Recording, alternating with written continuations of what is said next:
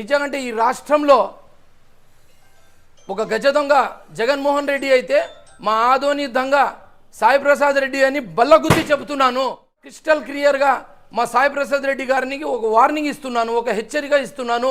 ప్రసాద్ రెడ్డి, నీకు దమ్ముంటే నువ్వు వచ్చి దీని గురించి వివరణ చెప్పు. ఆదోని ప్రజలు ఉండాల్సిన స్థలాన్ని ఈరోజు అన్యాయంగా అక్రమంగా వైసీపీ గొడ్డలి పార్టీ ఆఫీస్గా మార్చేశారు. ఇది సాధారణ విషయం కాదు. ఇది ప్రజలపైన, ప్రజల ఆస్తులపైన జరిగిన దోపిడీ. ఈరోజు చూడండి ఈ వైసీపీ వాళ్ళ డ్రామా. అధికారం పోయాక బోర్డు మాత్రం మార్చేశారు, ఆఫీస్ మాత్రం అలాగే పెట్టుకున్నారు. ఈరోజు ఈ మాట ఎందుకు చెప్తున్నానంటే, దొంగతనం చేసి సాక్ష్యాలు కనిపించకుండా బోర్డు మాత్రం దాచేసినట్లుంది మా సాయి ప్రసాద్ రెడ్డి గారి వ్యవహారం.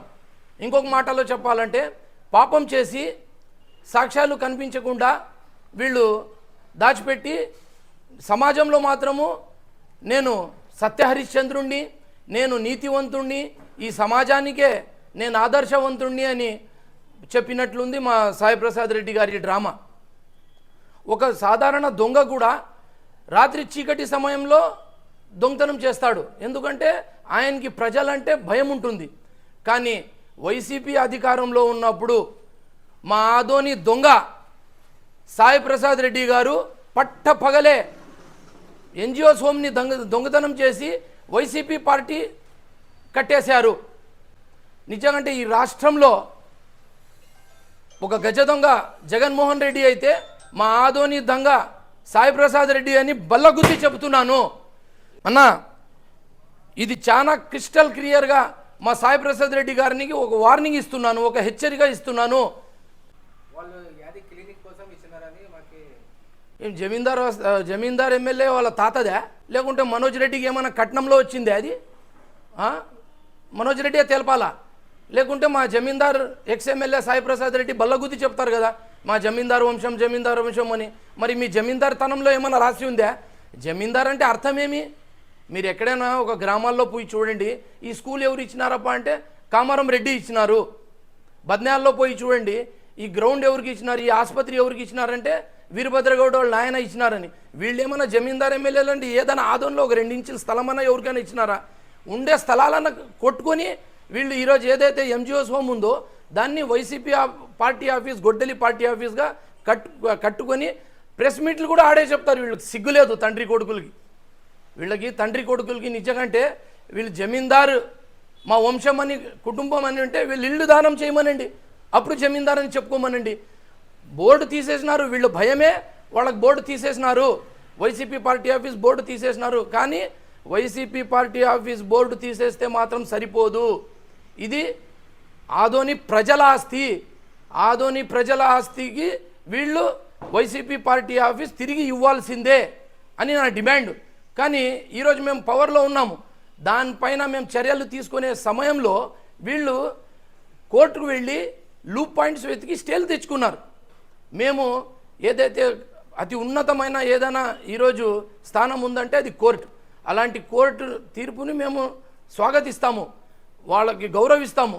ఎందుకంటే ఇది ప్రజల ఆస్తి. ఇది మా రాజకీయ పోరాటం కాదు, ఇది ప్రజల న్యాయం కోసం పోరాటము, ఇది ప్రజల హక్కుల కోసం పోరాటము, ఇది మా భావితరాల పిల్లల కోసము, వాళ్ళ భవిష్యత్తు కోసము ఆ ఎన్జిఓస్ హోమ్ ఉండేది. కానీ వీళ్ళు ఏదైనా ప్రెస్ మీట్ చెప్పాలంటే కూడా సిగ్గులేదు వీళ్ళకి. ఆ పార్టీ ఆఫీస్లోనే కూర్చొని చెప్తారు. మరి వీళ్ళ స్పెషాలిటీ ఏమంటే తండ్రి కొడుకులు వచ్చి జవాబీరు. వీళ్ళు ఎవరో సైడ్ యాక్టర్స్ ఉంటారు కదా, పేటీఎం బ్యాచ్, అలాంటి వాళ్ళని తెస్తారు. సాయి ప్రసాద్ రెడ్డి, నీకు దమ్ముంటే నువ్వు వచ్చి దీని గురించి వివరణ చెప్పు. ఆదోని ప్రజలు అడుగుతున్నారు. మనోజ్ రెడ్డి గారు, మీరు తెలంగాణలో షేవింగ్ చేసుకునే దానికి మర్సిడీస్ కార్లో పోతున్నారు, మీరు ఒక టీ తాగేకి ఆడి కార్లో తిరుగుతున్నారు. అది ఎవరు డబ్బులు? ఆదోని ప్రజల డబ్బులు అయ్యా. అది మీరు దోచుకొని పోయి తెలంగాణలో పెట్టినారు. కానీ ఈ ప్రెస్ మీట్లో నేను ఏదైతే ప్రశ్నలు వాళ్ళకి అడిగినానో అది చెప్పాలంటే సైడ్ యాక్టర్లు, పేటీఎం బ్యాచ్లు కాదు, తండ్రి కొడుకులు వచ్చి చెప్పాలా. మీకు ఏం జగనన్న వీళ్ళనా నీకు దొరికింది ఈ పార్టీలో? 25 ఏళ్ళు 30 ఏళ్ళు దోచుకున్నారు కదా మా ఆదోనికి వీళ్ళు తండ్రి కొడుకులు.